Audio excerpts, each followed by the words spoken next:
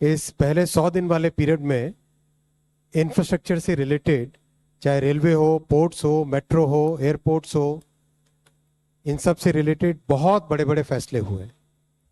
करीब 1.5 करोड़ के आसपास के सैंक्शंस, प्रोजेक्ट सैंक्शन हुए। साथ ही साथ गरीबों को, वंचितों को वरीयता देने वाले फैसले किए गए, जिसमें 3 करोड़ घर बनाने का फैसला किया गया। अर्बन एरियाज़ में बहुत अच्छे हाउसिंग फैसिलिटीज़ के फैसले हुए। साथ ही साथ संविधान से संबंधित बहुत बड़ा रिजर्वेशन के मुद्दे पे भी कैबिनेट ने फैसले दिए। अब इसी क्रम में आज 3 बहुत महत्वपूर्ण मुद्दे आपके सामने रखेंगे, जो आज प्रधानमंत्री श्री नरेंद्र मोदी जी की अध्यक्षता में भारत सरकार की कैबिनेट ने, यूनियन कैबिनेट ने आज 3 बड़े फैसले लिए। सबसे बड़ा फैसला है आज का, सबसे पहला फैसला है बायो E3। सब जानते हैं कि जैसे इंडस्ट्रियल रेवोल्यूशन था, IT रेवोल्यूशन था, वैसे ही आगे आने वाले समय में बायो रेवोल्यूशन होगा। बायो टेक्नोलॉजी, बायो साइंसेस से रिलेटेड जितने फील्ड्स हैं, उसमें आने वाले समय में बहुत बड़ी इकोनॉमी बनने वाली है और बहुत बड़ा उससे रोजगार भी पैदा होगा। इसके लिए एक बहुत इंपॉर्टेंट था कि एक अच्छा पॉलिसी फ्रेमवर्क बने। तो ये पॉलिसी फ्रेमवर्क आज कैबिनेट ने अप्रूव किया है, bio E3, bio technology for economy, environment and employment. इस पॉलिसी के 6 बड़े पिलर्स हैं। 6 पिलर्स हैं। पहला पिलर है biochemicals, bio enzymes, bio polymers. बहुत सारी चीज़ों में आज हम नॉर्मल केमिकल्स, नॉर्मल एंजाइम्स, जो कि केमिकल ड्रिवन है, वो यूज़ करते हैं। आज टेक्नोलॉजी इस तरह से डेवलप हो रही है कि हम कई तरह के बायोकेमिकल्स, बायो एंजाइम्स और बायो पॉलीमर्स डेवलप कर सकते हैं, जिसका डे टू डे कई सारी चीज़ों में उसका उपयोग होगा। इसके इंडस्ट्रियल एप्लीकेशंस होंगे, कंज्यूमर एप्लीकेशंस होंगे, साइंटिफिक एप्लीकेशंस होंगे। सेकंड पिलर रहेगा जो हमारी डे टू डे नीड्स हैं।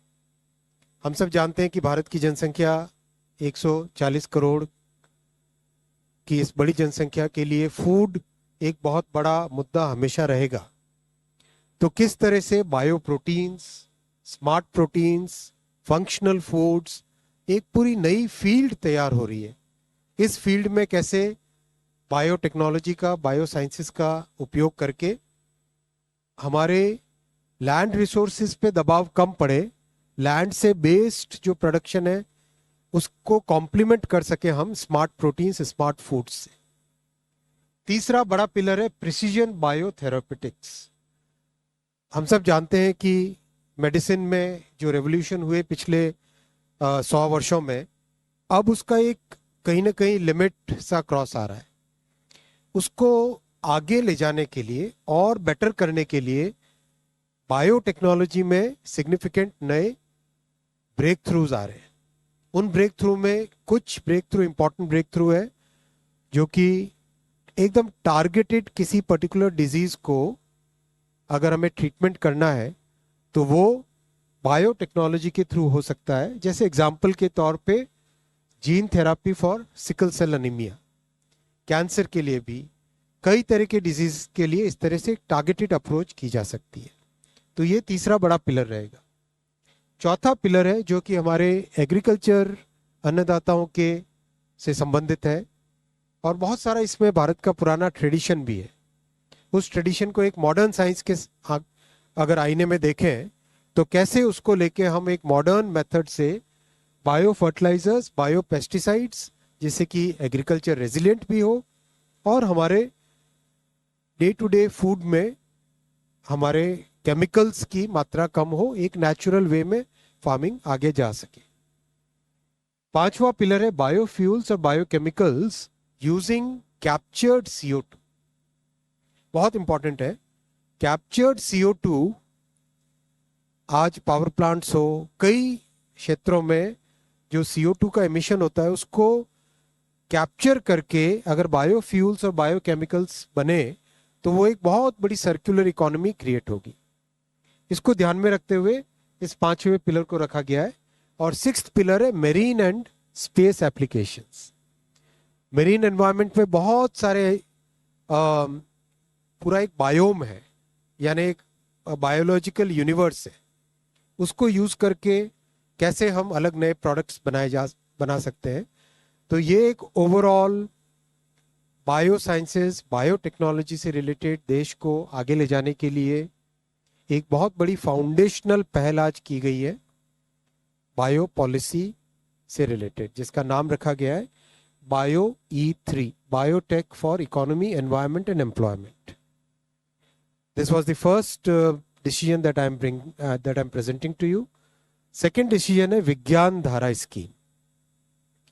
साइंस एंड टेक्नोलॉजी में प्रधानमंत्री श्री नरेंद्र मोदी जी का हमेशा से बहुत विश्वास रहा है, इसीलिए साइंस एंड टेक्नोलॉजी पे बहुत बड़ा फोकस एक रख के आज एक बहुत ही कॉम्प्रिहेंसिव स्कीम का अप्रूवल हुआ है, विज्ञान धारा, जिसमें 5 बड़े पिलर्स हैं।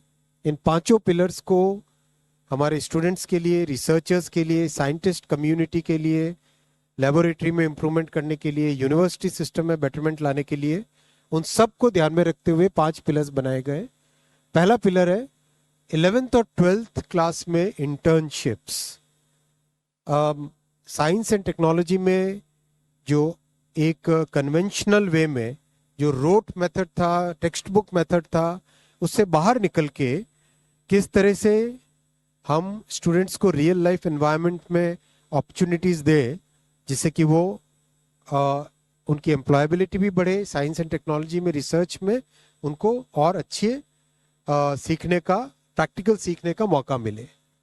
Fellowships for undergrad, post grade, PhD, post doctoral research, इसको एक बहुत ही अच्छे तरीके से रैशनलाइज करके बहुत बढ़ा के करने का प्रयास इस स्कीम में रहेगा।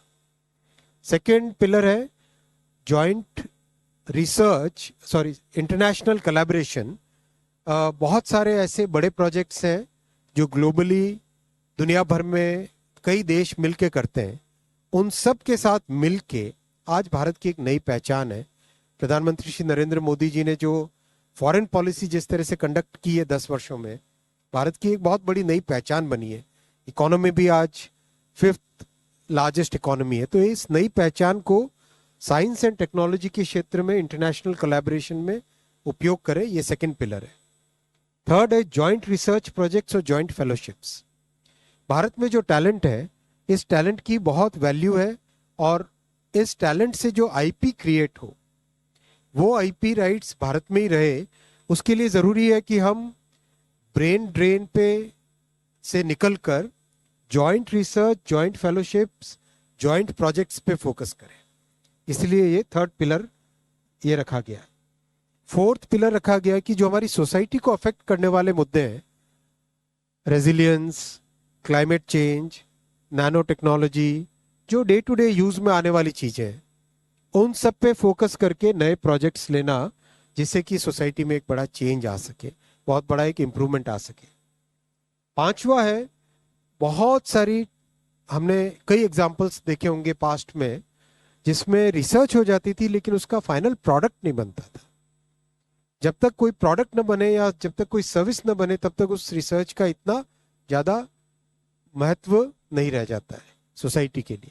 इसलिए ज़रूरी था कि हम रिसर्च को आगे ले जाएं, जिसमें वो प्रोडक्ट की तरह उपयोग में आ सके, सर्विसेज की तरह उपयोग में आ सके।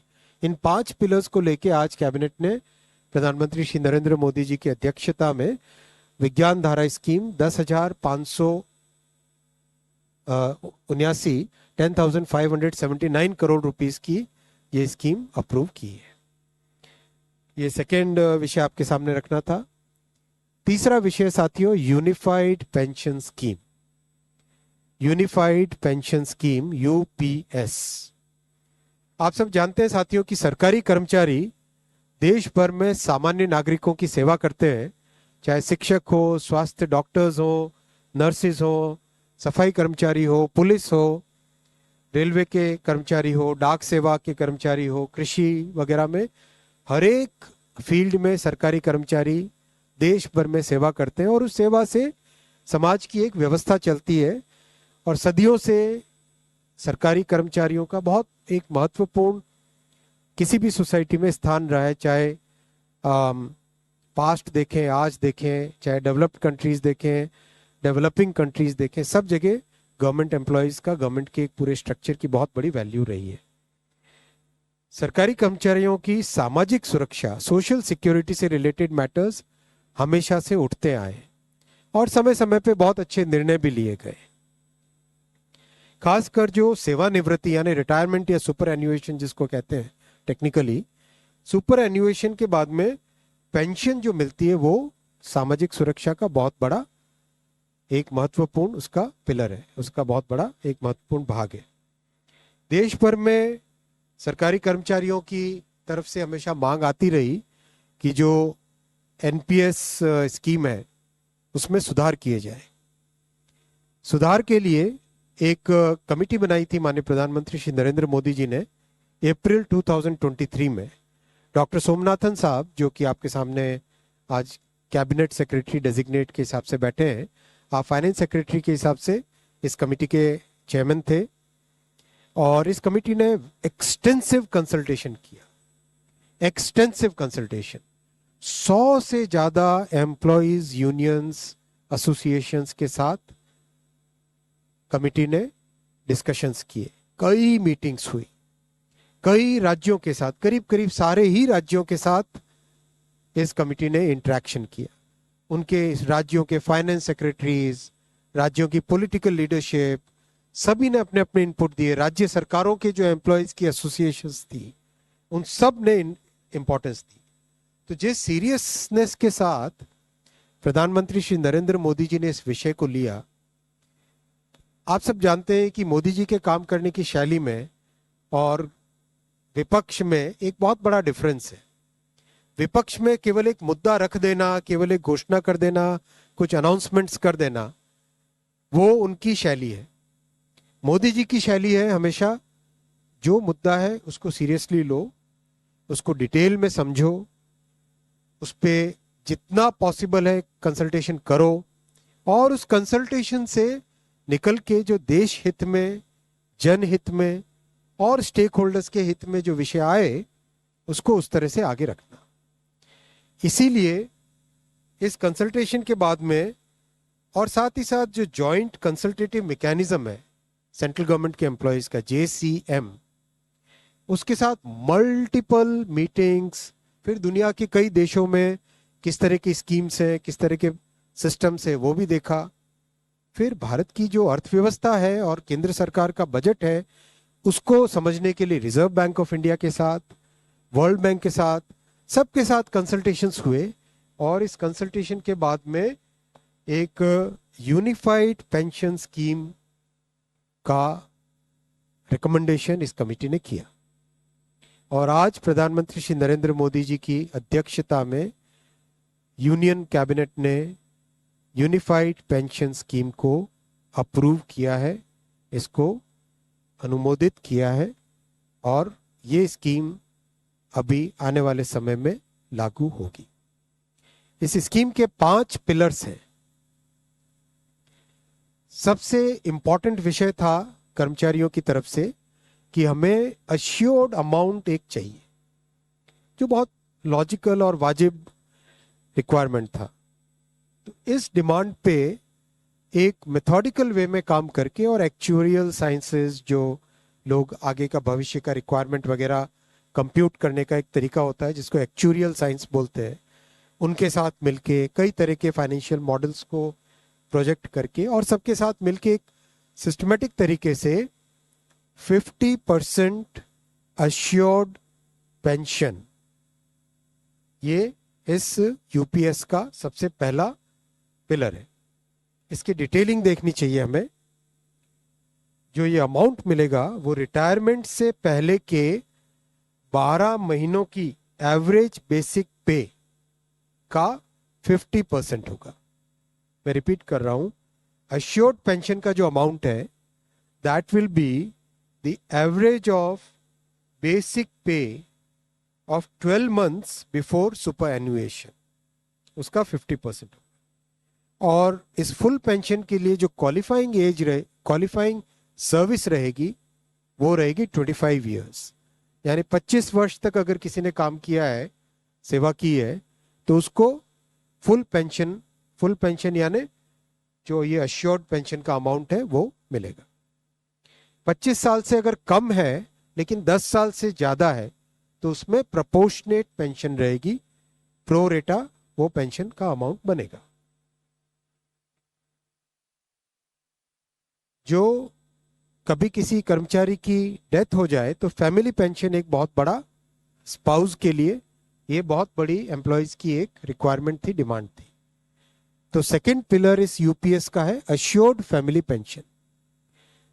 किसी भी कर्मचारी के डिमाइज से पहले, इमीडिएटली पहले जो पेंशन थी, अमाउंट था, उसका 60% मिलेगा एम्प्लॉय के, डिसीज्ड एम्प्लॉय के स्पाउस को। ये सेकंड पिलर है।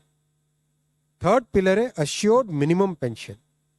कई बार देखा कि सर्विस कम होती है और कंट्रीब्यूशन जितना हुआ है उससे एक सफिशिएंट अमाउंट नहीं मिल पाता था, और ये अपने आप में एक बड़ा विषय था केंद्र सरकार के कर्मचारियों का और एनपीएस में जुड़े सभी कर्मचारियों का। इसीलिए एक minimum assured minimum pension 10,000 rupees per month, वो इसमें यूपीएस में थर्ड पिलर ये रखा गया है। इसके साथ आगे वाले पॉइंट को जोड़ के करेंगे तो अगर डीएनएस रिलीफ यानी महंगाई से रिलेटेड रिलीफ जो मिलेगी तो वो आज की तारीख में होते होते करीब करीब 15,000 रुपये पर मंथ हो जाती है, which is a substantial relief part of this entire pension system. Fourth pillar है इन्फ्लेशन के साथ इंडेक्सेशन। जैसे केंद्र सरकार के एम्प्लॉयज के लिए सैलरी में डीएनएस अलाउंस होता है, उसी पैटर्न पे जो इंडेक्स है, सेम इंडेक्स को यूज करके all India consumer price index for industrial workers, इसको यूज करके assured pension, assured family pension और अश्योर्ड मिनिमम पेंशन, इन तीनों के तीनों जो आपने पिछले पेज पे तीनों पिलर्स देखे, assured pension, assured family pension और अश्योर्ड मिनिमम पेंशन, इन तीनों के ऊपर इन्फ्लेशन इंडेक्सेशन डीएनएस रिलीफ के बेसिस पे मिलेगा। डीआर, डीए की जगह डीआर, डीएनएस रिलीफ। पांचवा पिलर है इस स्कीम का lump sum payment at superannuation in addition to gratuity. ये एक तरीके से बहुत ही इंपॉर्टेंट और बहुत ही बड़ी एक रिलीफ मिलेगी। जब सुपर एन्युएशन होता है तो उसके बाद में इंसान अपनी लाइफ को प्लानिंग जिस तरह से करना चाहिए तब कई बड़े खर्चे आते हैं, इसलिए ये लंप सम एक अमाउंट तय किया गया। यह है कि हर 6 महीने की सर्विस के लिए मंथली इमोल्यूमेंट्स विच मीन्स पे एंड डीए कंबाइंड, उसका 10% अमाउंट। तो ये एक अपने आप में सब्सटैंशियल एक अमाउंट रह जाएगा। जैसे मान लीजिए किसी का 30 इयर्स की सेवा है तो उसमें करीब करीब 6 महीने की सैलरी, समरतन साहब दैट्स करेक्ट ना, करीब करीब 6, तो उसको 6 महीने की इमोल्यूमेंट्स जो उसकी रहेगी पे प्लस डीए मिला के वो एक लमसम अमाउंट की तरह मिलेगा। ये 5 पिलर्स को लेके आज यूनिफाइड पेंशन स्कीम अप्रूव हुई है। ये स्कीम केंद्र सरकार के करीब 23 लाख कर्मचारी, करीब 23 लाख एम्प्लॉयज हैं, उनको इसका बेनिफिट मिलेगा। ऑप्शन रहेगा, कोई अगर एनपीएस में रहना चाहे तो एनपीएस में रह सकता है, यूपीएस में ऑप्ट करना चाहे which is naturally a very attractive scheme तो उसमें ऑप्ट कर सकता है। प्लस राज्य सरकारें अगर इसी फ्रेमवर्क को, इसी आर्किटेक्चर को यूज करना चाहे तो राज्य सरकारें भी इस आर्किटेक्चर को यूज कर सकती है। अगर राज्य सरकार के कर्मचारी भी इसमें शामिल होते हैं तो करीब 90 लाख के आसपास टोटल कर्मचारी इसका बेनिफिट मिलेगा। सबसे इंपॉर्टेंट जो आज के इस फैसले का बहुत ही महत्वपूर्ण पार्ट है वो है कि कर्मचारियों पर इस स्कीम का भार नहीं पड़ेगा। आज एम्प्लॉइज 10% कंट्रीब्यूट करते हैं। और आपको जानकारी होगी कि 10 वर्ष पहले तक सरकार भी 10% कंट्रीब्यूट करती थी, यानी 10+10 टोटल कंट्रीब्यूशन होता था। लेकिन मोदी जी ने 2019 में इस 10% कंट्रीब्यूशन को बढ़ा के 14% किया था। जो केंद्र सरकार का कंट्रीब्यूशन है उसको बढ़ा के 14% किया था। That itself was a very big contribution, big jump in the amount of contribution. अब वो कंट्रीब्यूशन बढ़ के 18.5% हो जाएगा। वो कंट्रीब्यूशन बढ़ के 18.5% हो जाएगा। ये स्कीम 1/4/2025 से लागू होगी।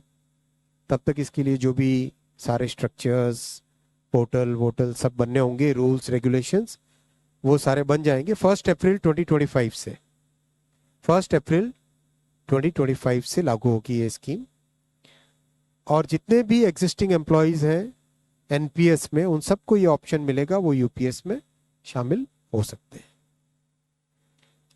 मेडिकल रीइंबर्समेंट पहले की तरह मिलेगा सेंट्रल गवर्नमेंट के एम्प्लॉयज को, जो कि बहुत बड़ी, वैसे भी मेडिकल रीइंबर्समेंट अभी भी पुराने ओपीएस के मेथड के टाइम से ही मिलता है, वो चेंज नहीं है।